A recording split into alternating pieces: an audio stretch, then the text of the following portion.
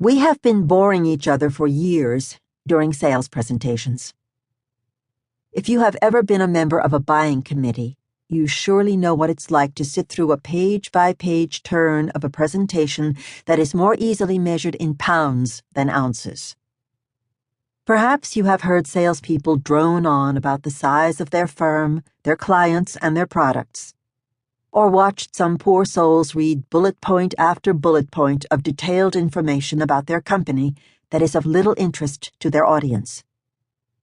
Maybe you've witnessed someone respond to a simple yes or no question with a 5-minute response that never really seems to answer the initial query.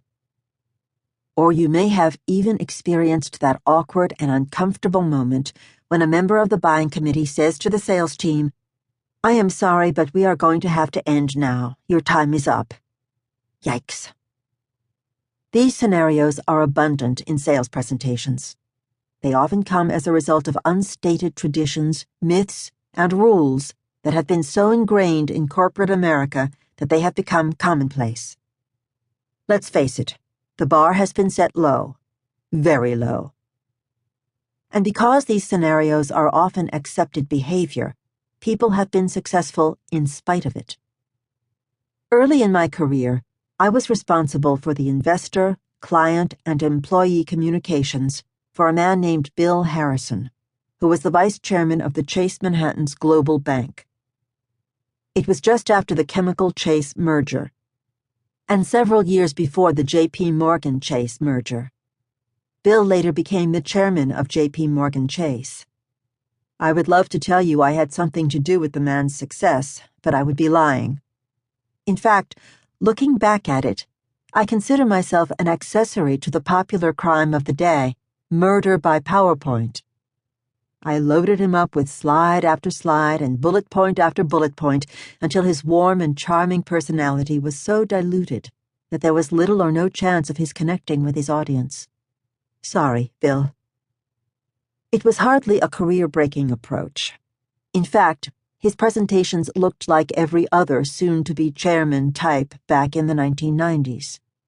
To be honest, not much has changed since then, with a few notable exceptions, such as Steve Jobs.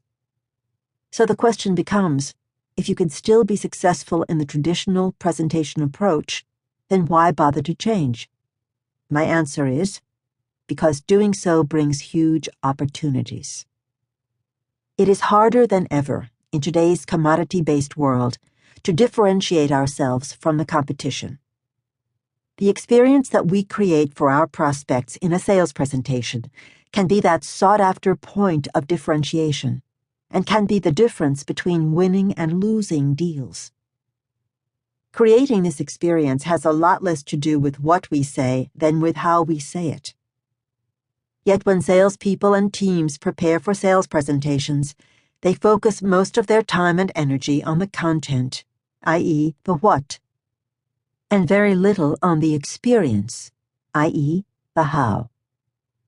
There has been a substantial shift to focusing on customer experience over the past 10 years or so. In fact, most of our clients have appointed so-called experience officers. A client of mine named Linda Knox is responsible for the intermediary experience at Prudential Retirement. In a paper that she wrote to help define experience for the organization, she noted that, with the commoditization of products and services, differentiation has become elusive, the holy grail all companies seek. She further states that the ability to stage experience is the gateway to differentiation. Linda takes this concept to an extraordinary level by very consciously designing the desired experience for every interaction a client or intermediary has with Prudential Retirement.